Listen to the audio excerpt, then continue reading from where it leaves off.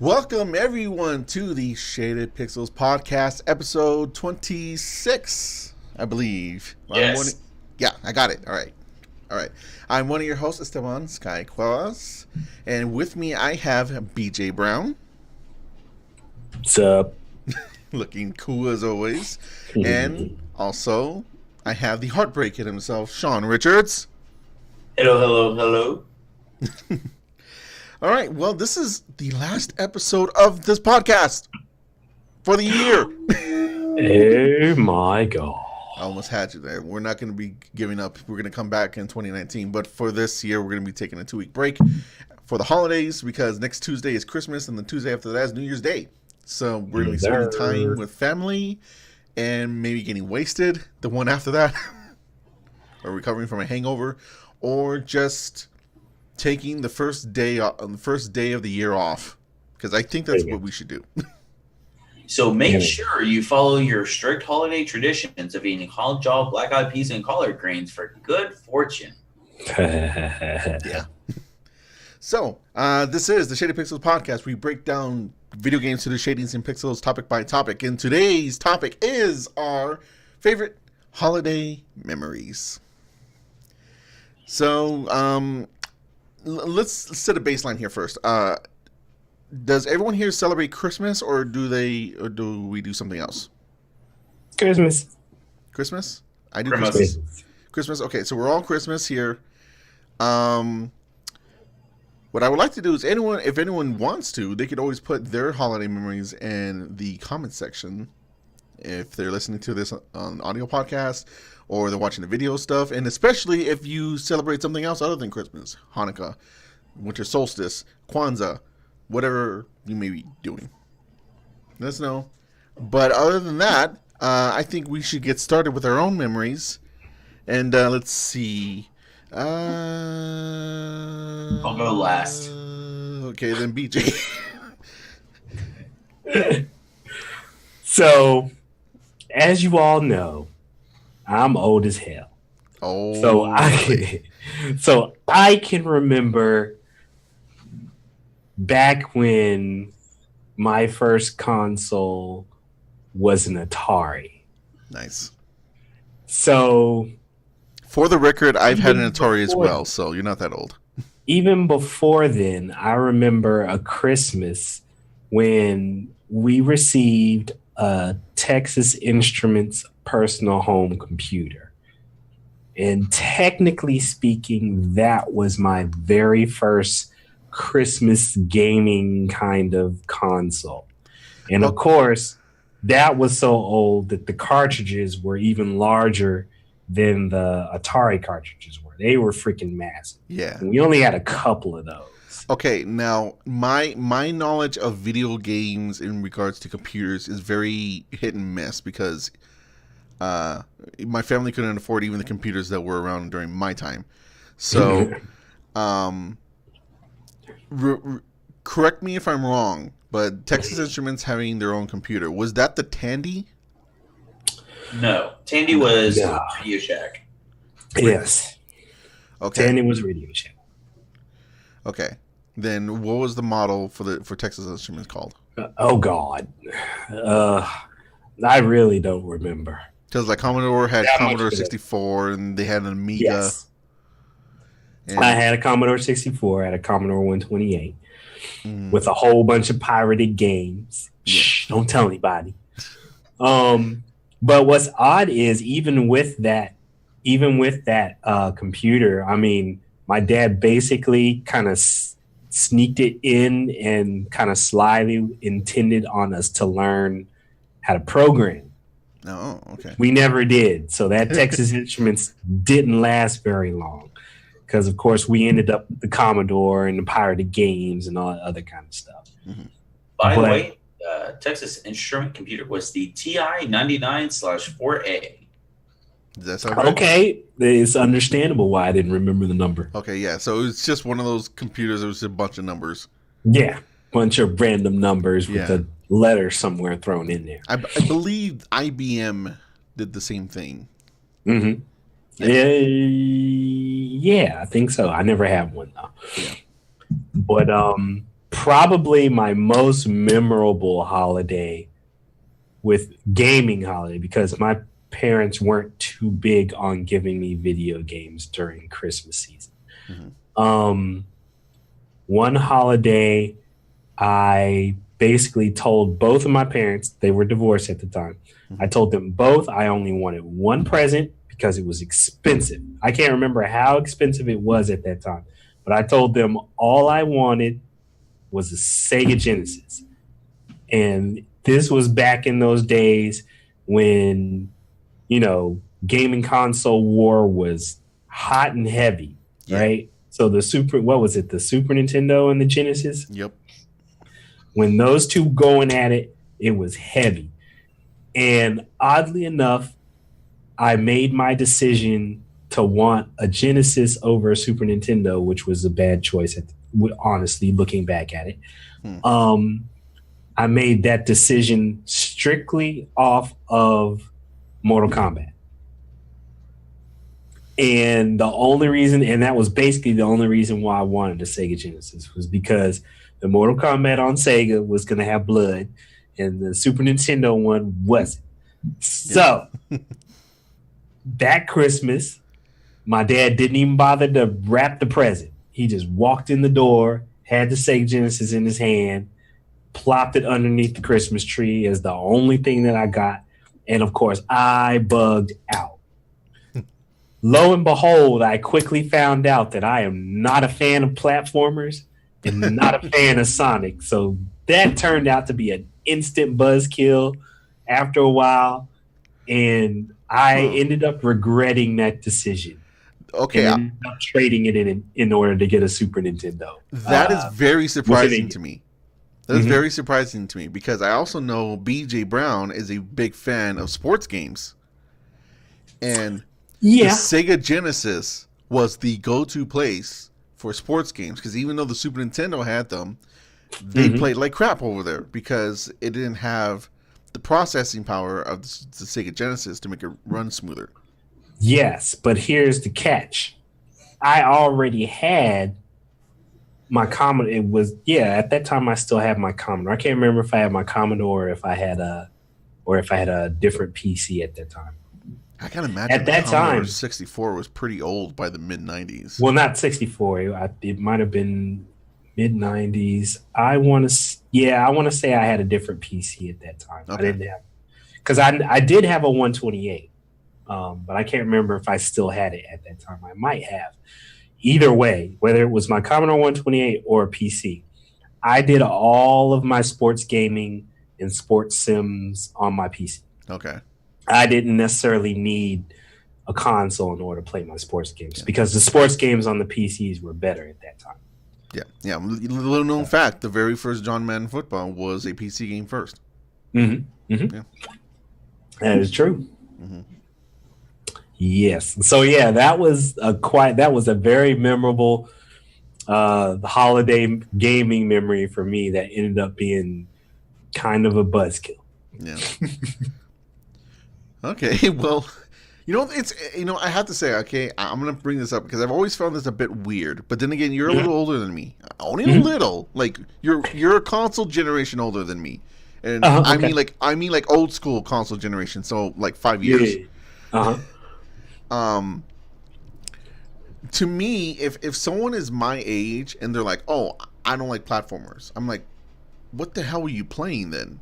Because platformers were everywhere. It's kind of like nowadays. Platformers were basically all there was back then. Yeah. And, I had played, if you had your Nintendo or whatever, then of course, you played Super Mario and every version of Super Mario into the end of days. And basically every other game that was there. So I was basically burnt out on platformers. Okay. I can see that then. That was basically my stance on it. So to play Sonic wasn't, it wasn't that it wasn't that I thought it was a bad game. It wasn't that I didn't enjoy playing it. I just didn't feel the drive to continue to play and beat it and do it. If it had been my first console, I probably would have loved it. But because I had my NES and still had my NES at that time with tons of, old school NES games and platformers and stuff, it just didn't do it for me. You're probably like, I already have platformers on my NES. I want something new from this new console. Yes. I can get that. I can understand that. Yeah. And I think I also probably made the mistake of not asking my dad for one specific game that I really, really wanted to go along with the console. You didn't tell him you wanted Mortal Kombat? I can't remember if it was out yet or not. Oh, okay. When it first came out. But I do know for a fact that because of the price of the console, I dared not ask for anything else. The console and a game, that was pushing. Yeah. I get that. And I wonder how surprising it would have been if you would have asked for the Super Nintendo, because the Super Nintendo was actually more expensive than the Genesis. It was. Right. And I think that was the only reason why I got the Genesis, because when I told them, oh yeah, I definitely love a Sega Genesis. Plus it's cheaper than the other one. It's got more vivid colors and graphics than the Super Nintendo. It's going to be better. I just want a Sega Genesis. Dude, within a year, I traded that joker in. I ran quick and got my Super Nintendo not too long after that, after I was able to get it. Okay. That's crazy. Yeah. If I remember correctly, the normal price before, the consoles went down in price, the Super Nintendo was $200 and the Sega Genesis was $150. And in 90s dollars, that was a lot of money. Yes. $100 was worth a lot more than it is now. It was a ton of money back then. Yeah. I was surprised they got it for me. Yeah. Okay. Nice memory. Sorta. Yeah. It's interesting. Okay, I guess I'll go next. Shawn, you're gonna go last. Okay, I guess the memory I'm gonna go with is I want to go with a happy memory. So we'll go with not that I have sad memories, but I have a couple of them. But happy's good. Happy is good, and I'd rather spread more happiness in everything. And I got an interesting one, and I think I've mentioned this before, but it's how I got my PlayStation. Ooh. And I got it for Christmas. Now I've mentioned this before, but when I was a kid, I didn't understand that video game consoles came out in generations. I thought I thought because when I got into video games, it was in the early 90s, and in the early 90s there were a butt ton of consoles. So I thought that the way that they were released were that they're just price adjacent. So you had your high-end models, your mid-range models, and your low-end models. Oh, I get you. Yeah. Right? As a result, I knew about, say, the NES, but I thought that was the low model, and then the Super Nintendo was like the mid model, and then the N64 was the high model, because you also had Sega, and they had like the Genesis, and that was the low model, and then they had the Sega CD thing was the mid model, and then later on they had the Saturn. I didn't know about the 32X. And they had the Saturn. Nobody knows about the 32X. I've actually played it. It's not bad, but all right. And then the Saturn, which blew my mind when I finally saw it, I thought was a high tier model. And then going off of that, they had stuff like the Philips CDI and the Neo Geo, and those systems were like $700. So I'm like, okay, those are high tier ones. I used to call them rich boy consoles. Yeah, they pretty much were. Yeah, right. So that wasn't a lie. Yeah. And exacerbating things was my very first console was an NES, and my parents just got it for me like really quick. And then literally the next Christmas, I got a Super Nintendo. So I'm like, oh, I just upgraded to the next model. Thank you. Because I didn't understand how this stuff works. And then also, I didn't know what a Master System was, or the Atari, or anything like that. Mm-hmm. Well, flash forward to 1997. Like I mentioned before, my family didn't have a whole lot of money, so we didn't have a computer. But we knew that it would be really useful if we had the internet. because there's this cool thing that was around, and you can get all this information off of it and all this stuff. And that Christmas, we had decided that we were going to get this program that allowed you to use the internet on your TV. Some sort of weird thing that they were going to have. And we didn't know anything about it, but we're like, okay, we'll buy it, hook it up to the TV since we can't afford to have a computer, and we'll be good to go with that. So we go down, me and one of my mothers, Cynthia, go down to Montgomery Ward. I remember Montgomery Ward. And we decide that we're going to, we saved up some money. Even I saved up some money. In order to get this thing, we saved up $400. Ooh. And 1997, that was a good amount. Yeah, it was. It's still a lot now. Yeah. And so we went there and we looked it up and we're like, okay, we're going to get this. And they're like, okay. And then make sure that you also have $30 a month to be able to pay for the internet. And we're like, what? Yeah, exactly. We didn't know anything about the internet. So it's like, yeah, it's a service. You buy this device for $400 so you can plug it into your TV. And then you have to pay for the service of the internet, plug it in with your your dial-up phone thing.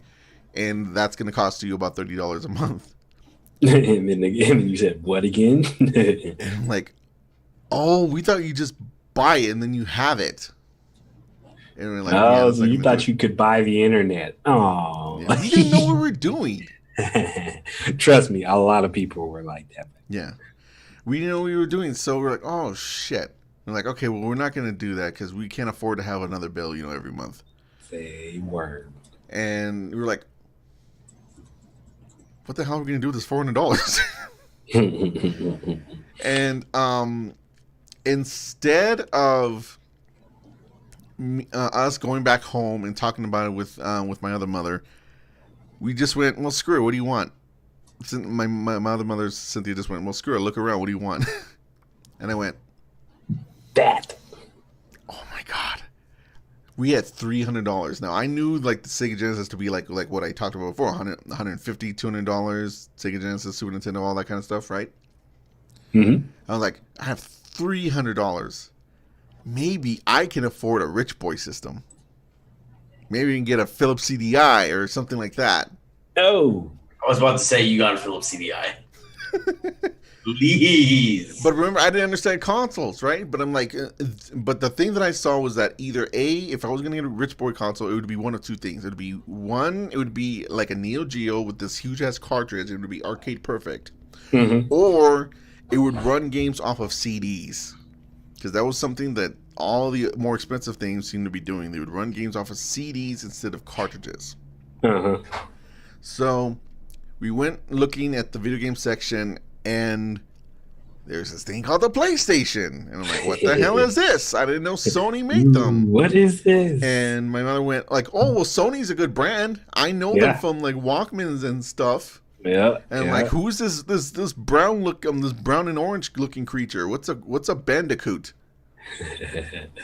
And I went, screw it. Let's just get this. I have no idea what it is. All I know is that it's CDs, and there's this orange marsupial thingy. I don't know. Let's just get it. Completely on a whim, I bought a Sony PlayStation with, for some reason, Crash Bandicoot and Crash Bandicoot 2. Didn't know the character. I bought both the games. Yeah, that's a pretty good whim there. Good choice. Come home. My other mother's like, okay, so where's the internet thing? It's like, oh, we didn't get it. Like, what? Like, no, we bought this system instead. It's like, what do you talk? Where's it? Look, you were going to have to pay extra every month. You weren't going to do it. It's like, well, why didn't you come back and tell? She was not happy. And meanwhile, me and like my two other mothers were like, look, you wouldn't wanted to mess with that stuff. And she was all mad. While that was happening, I was hooking the system up. And then I played my very first 3D game. And that was Crash Bandicoot 2. For some reason, I popped in 2 first. And another good choice, because quite frankly, Crash Bandicoot 1 was not the best choice. Which I always mention that whenever I tell the story, because I have no idea why I bought both games. I never played them. I should have bought like one of the Crash Bandicoots and then like something else. Mm-hmm. But yeah, that was my first 3D game. I was blown away. I couldn't save my progress because I didn't know what a memory card was. Yeah. But later on, I got some money, I think, from just like my family members and everything, and then I used that to get a memory card, and so I was fine. That was not a problem for very long. It was like a week. That's right. All's well that ends well. And that was the very first time I played 3D games, and the first time I played a PlayStation, and the PlayStation was amazing because it also taught me about video games in general, because they had stuff later on that I would rent, like Namco Museum, and I was like, oh, there's generations of these things. There was things before this, and I want to learn about all these video games that came before and all this stuff. And then I learned about Nintendo, and that's why I hate them. But anyway, yeah, that's my story getting the PlayStation. And I always like that story because the PlayStation is the thing that made me a gamer, I think, because that's what made it more than just a toy, and it broadened my knowledge of how these things worked. Yeah. But yeah, that's my PlayStation story. Nice. My Christmas PlayStation story. Okay, Shawn, it is your turn. Yeah. So, being the youngest of all three of us, which I'm greatly assuming, but I'm pretty sure I'm right. So cute. I'm a young millennial. Okay. All right. So I have the least amount of memories, and most of my memories around gaming are actually around the summer more than the winter. But I do remember getting my own Game Boy Advance because that was the one thing I wanted. And this wasn't the old fat Game Boy Advance that my niece and my nephew had, because they had, Pokemon and all that kind of stuff, and I really wanted that, but I didn't have anything like that. The only thing I had was the PlayStation at the time. So I really wanted a portable game console, and at that time, they were coming out with this weird thing. It wasn't a new Game Boy. It was still a Game Boy Advance, but it was an SP. What's this weird thing? It has this little clamshell design. That thing will never take off. Anyway, I waited for it, and I was like, yeah, I can't wait to get this, and I'll play amazing games like Pokemon, like all this app has a backlit screen, all of this great stuff. And I got it. I got it for Christmas. It was the only game console I ever got for Christmas.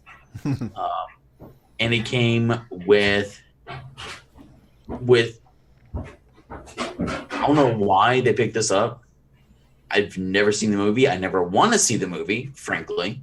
Okay. It's not even a Christmas movie. It's a terrible piece of crap. I got it with the Cat in the Hat. Oh. Okay. Movie licensed Cat in the Hat game. Yeah. I remember they did that, but that's really random. Yeah, that is kind of random, isn't it?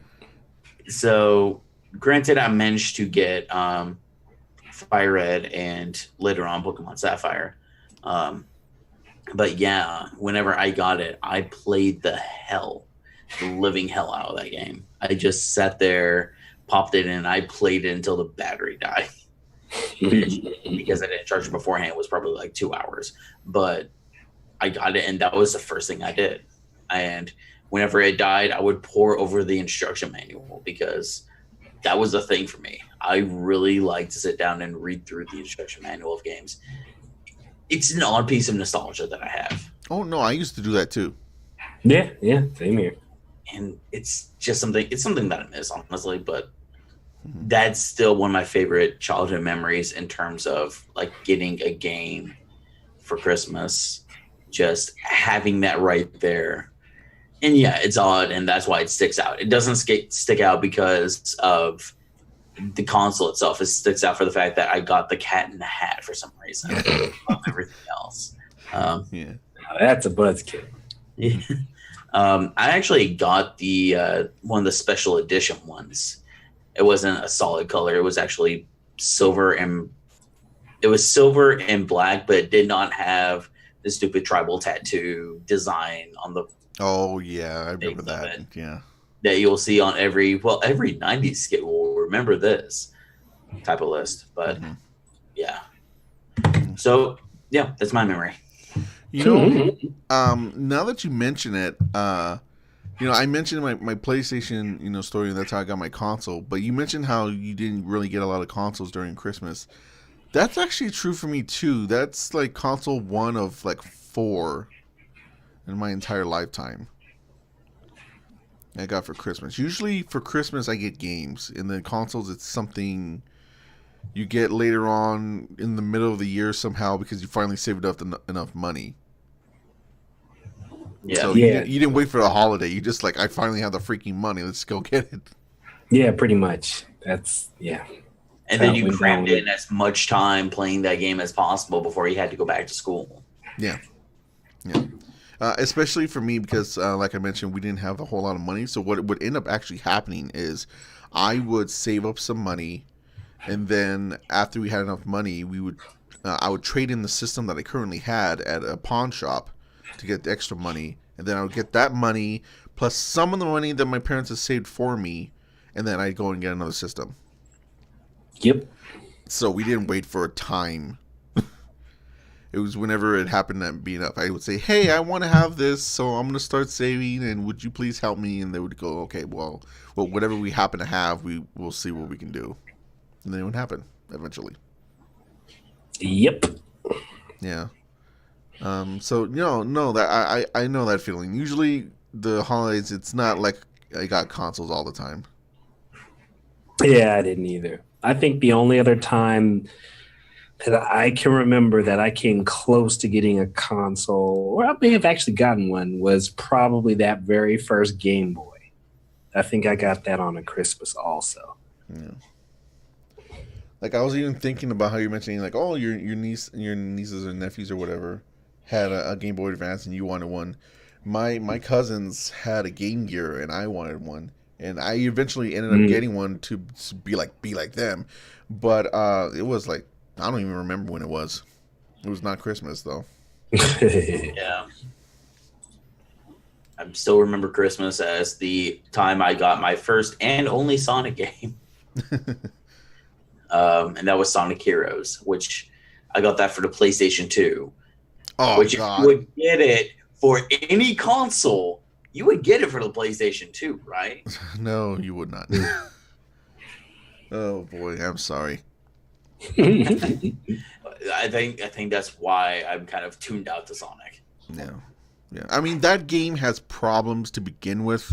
You don't need the PlayStation 2 version to make it worse. But yeah, well, okay. Do we want to share any more stories, or is that it? That's all I got. Okay. Like I said, when it comes to Christmas, most of the game, especially outside of the 90s into my adulthood, if I wanted a game, I pretty much got it for myself because nobody else would get it for me. Yeah. So, Yeah, I could see that. I mean, like I said, we would do the whole saving up thing. So technically, that's always been the case for me, almost. Yeah. Yeah. I shouldn't even mention that even when I would get a console, usually it was used. That they got off of a pawn shop, and they're like, okay, we got it for you. That's another thing that made the PlayStation special, because it was brand new. I never got anything brand new. Right off the shelf and not off of someone else's shelf. Yeah, exactly. But okay, then, hey, you know what? It's the last episode of the year. We're coasting. We just want to go home to our families and eat a bunch of food and drink a bunch of eggnog and just relax. So get that shit out of the house. That was okay. So let's just wrap things up. BJ, I know the holidays are going to be coming up, but do you have anything coming up the pipe or content wise? Aside from the cough, more than likely no. if I do anything, it'll probably be me streaming a bit of Battlefield 5 gameplay because that's the brand new hotness for me, and I'm loving Battlefield, and that's what I've been all on for the past month or so, basically. Yeah. Okay, then. Socials?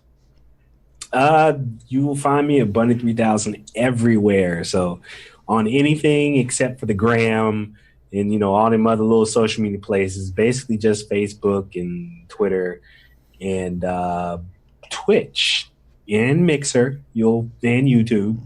Yeah. You'll find me at Bunny3000. Just search for that. It'll always be me. All right. Cool. Shawn, Heartbreak Kid, how about you? Got any content coming up the pipeline? I've got quite a few things I'm going to be trying out. I'm going to be trying to debut a new show near the beginning of the year. It's just really hectic. There's just a lot of stuff going on in the background. So I'm going to try to get a couple of reviews out. I did see a couple of movies. I'm going to try to get reviews for those out. And I'm going to try to try to get a new show out there, try to do a little bit of reporting. But if you ever want to know what I'm up to, you can always find me on Facebook at Jonathan Studios, YouTube at Jonathan Studios. You can find me on Twitch at Little Big Ham. I'm going to try to do a couple of streams here and there. You can also find me on Twitter at Little Big Ham. Okay, sounds good. As for me, I'm pretty much done for this year. Basically, after this podcast, essentially on break. And but there is still some content coming up. I've rescheduled the last 3 videos of Alice Madness Returns. The finale will be next Thursday, so check that out if you want. We're finally finishing that game. Nice way of ending the year. But in the new year, there's going to be a lot of different stuff to come to the channel. There will be a new playthrough of Spyro the Dragon HD from the Reignited trilogy. That'll be the next playthrough we do. I'll also be doing some other Let's Play videos coming back, like the Arcade Contender and Online Contender, but I'm going to kind of like roll it out so that I don't overwhelm myself. Because I'm also going to be doing a whole bunch of different ideas. BJ and Shawn were actually helping me with one potential idea right before the podcast, so there's stuff like that. You might start seeing more of me and talking about video games and just discussing them as opposed to just doing Let's Plays. So just a little bit of a tease of what's going to be coming next year. I want to try different things now with my YouTube channel. I'll also be streaming more next year, hopefully with this office that I have now. If in case you haven't noticed, it'll help me stay focused on things like streaming and stuff like that.